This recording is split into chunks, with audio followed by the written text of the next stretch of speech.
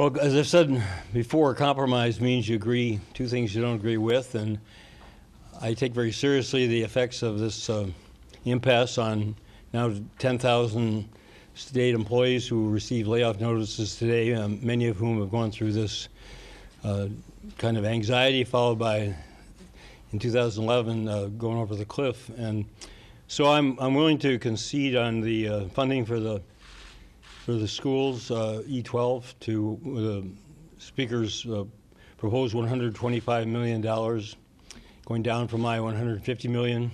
As I think his own chart showed pretty clearly earlier today, they started at $159 million, and now they're up to $525 million of additional funding. And I've come down from close to $700 million down to $525 million. I had hoped to get them up to $150 million additional, $550 million total, and they just have absolutely refused. And you know, it's kind of hard for me to comprehend why people object to spending more money on young children. And that's what this is. If you take what we finally will agree to in terms of the allocation of that additional $125 million and look at what I had proposed in terms of the spending $150 million, you'll see $25 million there, which is a number, but it's kids.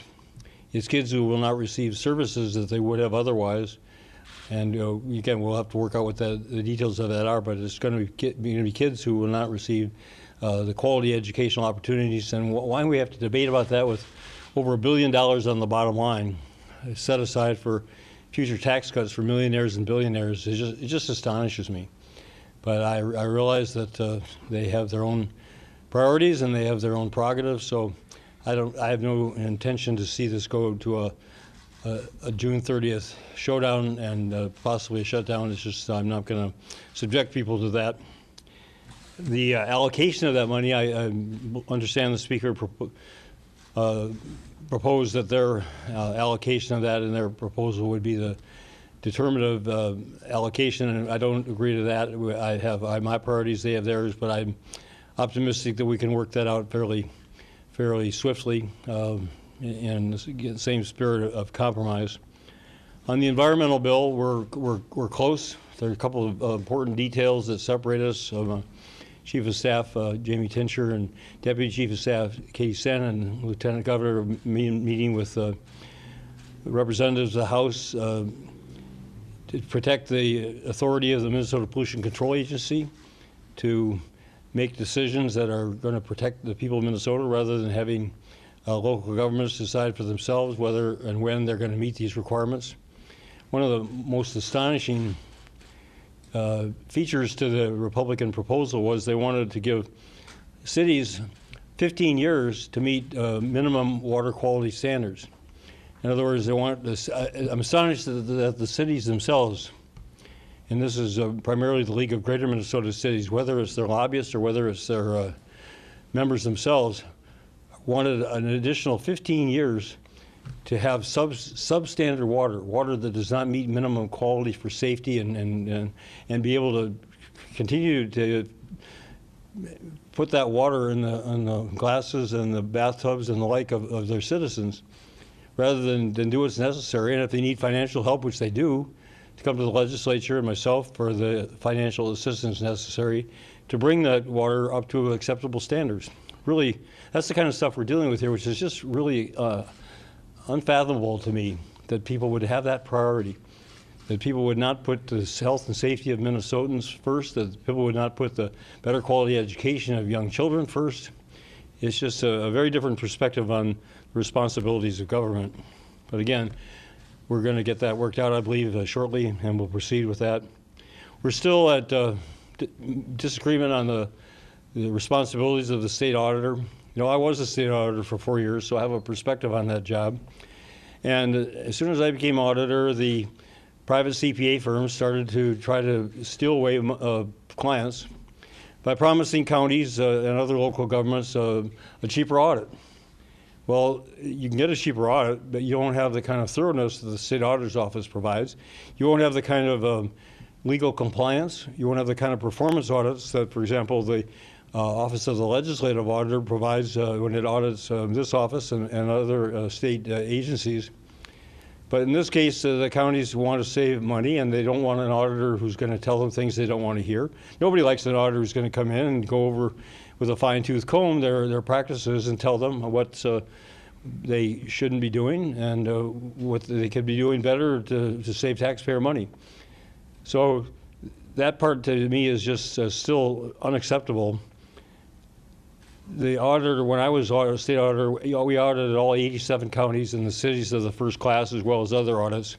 Now the auditor audits 59 counties because back when there was a Republican governor and a Republican state auditor, they basically subscribed to this notion that the private firm should take over, and they whittled it down to 59 counties, which is what the state auditor now audits, which to me is appalling. Why do you have people in charge of an office and they don't believe in what it does?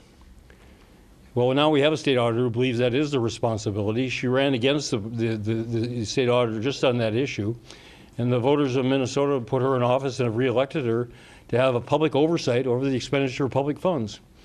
If the legislature wants to eviscerate that office, they'd have to go to the voters of Minnesota in a constitutional amendment and face up to it that way, rather than trying another round of turning the responsibilities of the state auditor over to private CPA firms, which is, again, eviscerating the principal purpose of that entity, its constitutional office. And I won't agree to it. So we're down to those basic issues. We also have issues on bonding and legacy, which I'm going to leave the bonding to the legislators to resolve.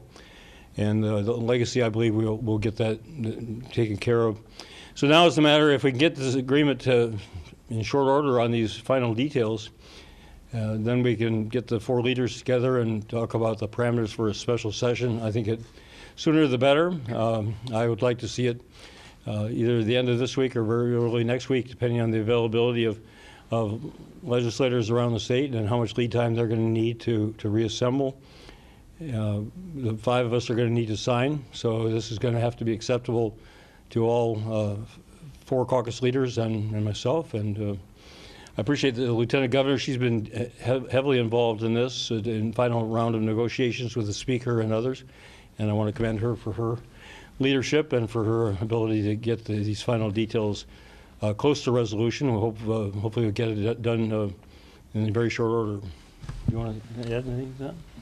I'll just add one thing quickly. You know, in legislative sessions and politics, it's about the art of the possible. And what we have concluded is what is possible is $525 million more for education and for our kids, our greatest resource, and the really major steps forward for water quality. So while we have a lot more work to do to achieve what the governor and I set out to achieve this session around preschool, I think we were able to achieve some good things. And I would just note that we're in agreement that the E12 bill will have 2% on the formula for each year, and also that the environment bill will have the same language for the buffers and for the avian flu as the bill that was passed by the legislature. I'm glad to respond to questions. So I guess I'm not clear. Is the standoff over or not? Well, we're standing off on a diminishing number of details. So I think we're getting closer. That there are still. We just presented our position on these environmental matters, and Speaker and Chair McNamara took those under advisement. So we'll see how they respond to those. The auditor's office, they still want to keep the language that I signed because I didn't want to put the whole state government and everybody. That would be another 10,000 plus employees who would have been put at risk. And I decided I'd take this approach. I made it very clear when I signed that bill that the auditor's language is unacceptable to me. I mean, what was agreed upon, in my understanding, going into the conference committee, was that the legislative auditor would conduct an evaluation of the state auditor's work in terms of quality, in terms of price, in terms of efficiency, and then would make its recommendations to the legislature, and that was agreed upon. out of conference committee came this further step that counties would have the option on August 1st to select their own private CPA firm without even giving the state auditor the existing ability to review those audits and determine whether they met minimum standards or not. That came out of conference committee and was adopted. But to make that decision, to say even before the legislative auditor conducts the evaluation, that they've already prejudged that the county should have the ability to go out and find a cheaper audit is, to my mind, just nonsensical. And it's also, as I say, violates what I consider to be the constitutionally established authority of the state auditor to do the work that it's been doing for many decades until former Republican state auditor and former Republican governor combined to eviscerate that part of the way. I don't understand why people take these jobs who don't believe in what they're supposed to be doing. But that was the case with that state auditor, and so now it's down to 59 counties as opposed to all 87 when I was state auditor. But that damage has already been done. But if they want to, eviscerate it further and give counties a chance just to opt out, as I say, they're really undermining the constitutionally established responsibility of the office.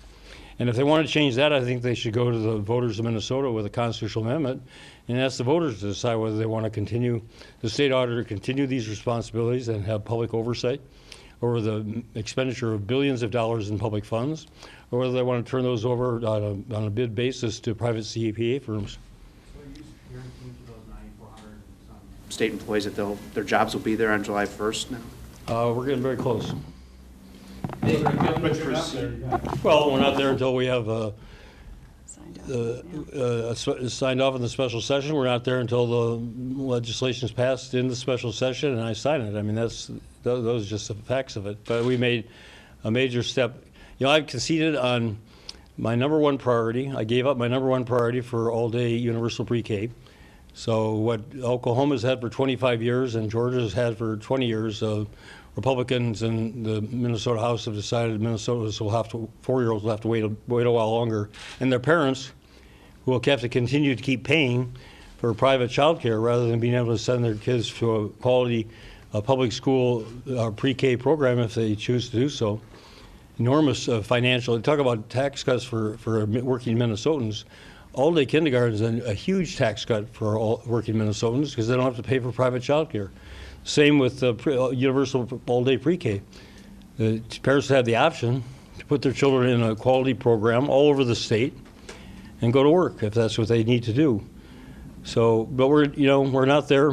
I can't get the support to do it. It took me 4 years to get taxes on the wealthiest 2%. I'm not going to step back from this. I'll continue next year, next session, and then the session after that until either I'm out of office or we have this enacted for the benefit of all 4-year-olds and all of their parents throughout Minnesota. Governor, Speaker Dowd said he would accept your final offer from the final night of the session on the education bill. Is that what you're saying you're accepting too then? Well, I'm accepting the amount, $525 million. But then I had specific allocation of that additional $125 million in my proposal. Now he wants to substitute his allocation in his last response last Friday. But I think we can work that out. I think we'll sit down and decide where that $125 million is going to go. But it's not going to be one way or it's not going to be the other way. So Governor, what happened here? On Friday you said you weren't getting back in the room until it was at 5:50. And now it's 5:25. You agree to things you don't agree with. I mean, I don't see this changing, right up to June 30th, and we're going to put 10,000, state employees who have have jobs and have families and incomes they rely upon. I mean, I'm very disappointed. As I said, all along this response was, well, what are we going to get for agreeing to this additional spending for kids? What you get is additional spending for kids.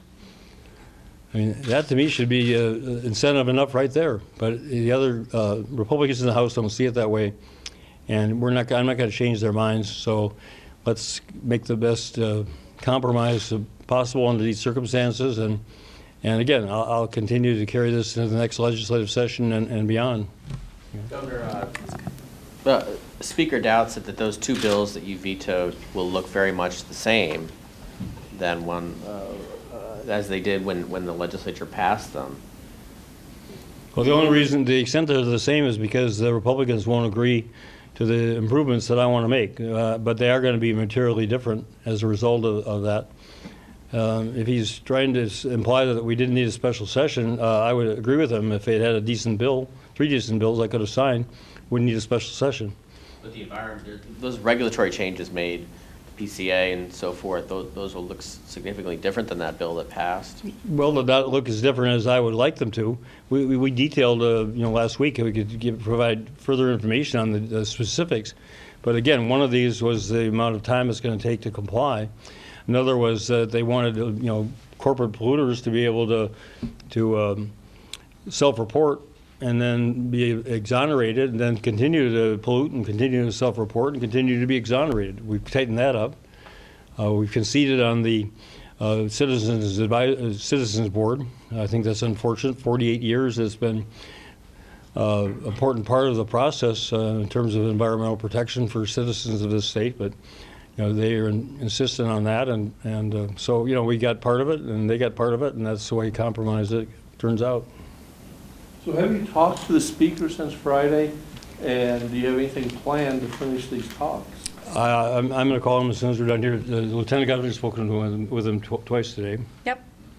I spoke with him this morning and again a little later in the morning, and we just had a meeting with him shortly. So what we're trying to do here is to negotiate the details of these final bills so that so that we can get wrapped up. I have spoken with Majority Leader Bach and with Minority Leader Thiessen, advised them of the situation. I'm not going to speak for them, but I've kept them advised, and I was going to call the speaker just before this, but I ran out of time. I'm sorry, I'm really confused here. So the parameters for the larger agreement are there. There's just some final details underneath that need to be worked out. Right. So can we report that you've reached agreement in principle to end this budget impasse? We've agreed on the dollars. We haven't agreed on the details, but we're close. We're very close. But on the bills that weren't the education bill, those were not about dollars, those were about details. And on the state auditor, it sounds like you're insisting that that be part of the special session, and there's no movement on that. So, Well, that's where we are. Like, as with my colleagues, how close are we to being done, or is... Well, close enough that if reasonable people are reasonable, we'll have a resolution of the environment bill. And I don't know where we are in the auditor's office. I mean, again, they want to eviscerate the office. They want to privatize, the functions of the state auditor. It's a constitutional office. If they want to eliminate public oversight over the expenditure of public funds, then they should take that to the voters of Minnesota. That's my strong view. I mean, why do I have the legislative auditor, a public entity, auditing me and auditing all the other branches of state government? Why don't we get to pick our auditor too? I can find a private CPA firm who do the audit of this office for a fraction of what the legislative auditor does, and they wouldn't know what a performance audit was to begin with. So I could get away on the cheap, save money, and have nobody telling me what it is I don't want to hear. So the auditor provision, would that be a standalone bill then in the special session? Well, I'd like to see all this put into one bill. I think is the best way to proceed, but we haven't gotten to that point in the discussion. But all 4 caucus leaders and I would have to agree. In the past, we put everything into one bill. It's one vote simplifies matters, and people can decide if they want to end the standoff or not. So what's your next step? When are you meeting with Dowd again? I'm going to call the speaker and see where we are. I think the conversation that Lieutenant Governor and my Chief of Staff, Deputy Chief of Staff had with and Commissioner Link Stein had with Chair McNamara and his staff has been determinative. Then that should be basically concluded on the allocation of $125 million. That's one of the things I would talk with the speaker about, is how we want to resolve that. I think we can get that resolved fairly shortly. Does every detail of every bill need to be clear and settled before you'll call a special session? I mean, there's enough confusion that enters in from that point on. So yes, we need to have a bill. We need to have, if not the actual language that we need. I would think the 4 caucus leaders would want to have that, very, very clear, as well as their members. I mean, any room for doubt or confusion is just going to, delay the process even further. Anything else from anybody? Are you going to be putting that Art Rolnick book on eBay? I'm sorry, what was that? Are you going to be offering the Art Rolnick book on eBay since you have? Well, I got a book that he and Arthur Reynolds, their names are both, they gave me a copy of it last week, and I'm amazed they could get both their names on the same cover page. But, I think they share the same goal. We all share the same goal, is to provide better preparation for young children before they enter now kindergarten. I'm glad it's kindergarten rather than first grade. But it comes down to, in addition to the strategy, it also comes down to the resources to carry it out. And that's why, again, I'm astonished that we're, you look at that chart, which I guess the Republican leadership is so proud of. Somehow they started at $156 million. They started at 0.6% on the formula, $1.9 billion surplus, and they're at 0.6% of on the formula to start, which would have been massive layoffs all over the state.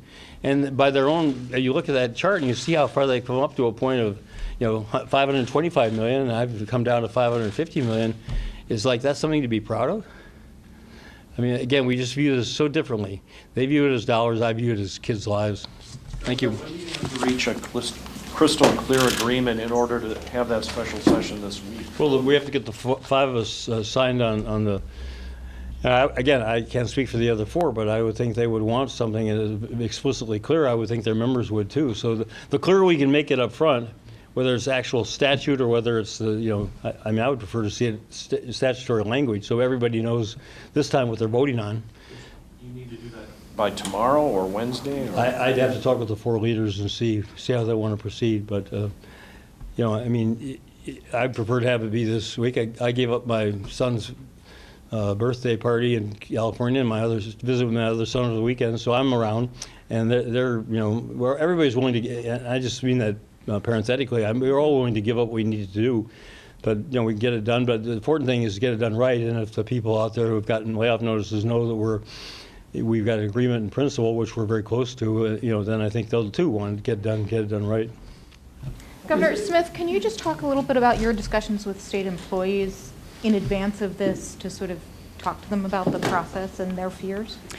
Sure. Over the last week or so, I've gone to visit several of the state agencies, the biggest agencies that are affected by the veto of these bills, and my message has just been really clear that we are working as hard as we possibly can to get this resolved, and that we really understand that for them, this is not a political dispute. This is personal.